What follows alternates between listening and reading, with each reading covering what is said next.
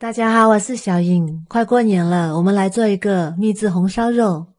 這次我買了3斤五花肉，最好是選擇下五花肉，這樣的五花肉口感比較好。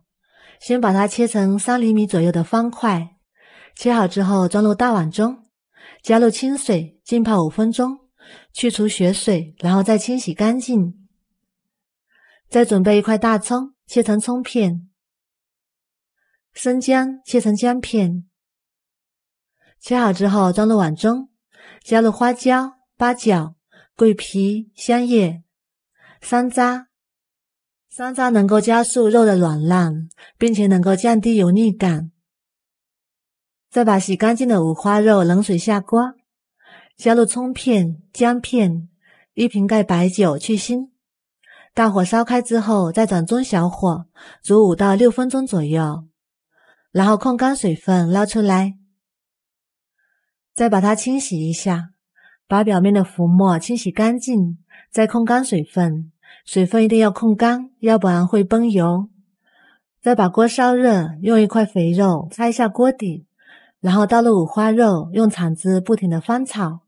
在翻炒的過程中可能會出現崩油，然後我們先蓋上蓋子，過幾分鐘再來翻炒，再炒5到6分鐘左右，炒至表面微黃，炒出油脂，這樣炒過的五花肉吃起來不會太油膩。然後控油撈出來，裝入碗中備用。鍋中留少許油，下入25克冰糖翻炒，用鏟子不停地翻炒，炒至油變成棗紅色。再倒入五花肉翻炒，翻炒均勻，翻炒至五花肉上色。像這樣就可以啦，顏色也很漂亮。再把準備好的香料也加進來，繼續翻炒，炒出香味。然後再加入沒過五花肉的開水，加入開水使瘦肉部分才會更加的軟爛，燉出來的肉不會硬。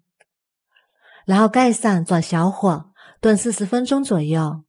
再來調一個料汁，它也是紅燒肉好吃的關鍵：3勺生抽，1勺老抽，1勺蠔油，再加入2大勺腐乳汁，它能增香、去味、提色，非常適合做紅燒肉。